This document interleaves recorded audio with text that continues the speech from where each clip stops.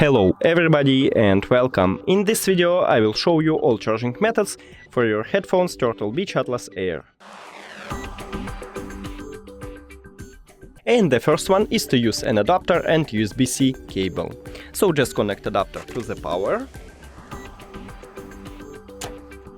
and USB-C cable to USB-C port on your headphones. We can see LED light here, so it means that it's charging. That's it. Now, the second method is to use your phone. All you need to have is just USB-C to USB-C cable, but if your phone didn't support USB-C, maybe you should have Lightning to USB-C or even micro USB to USB-C.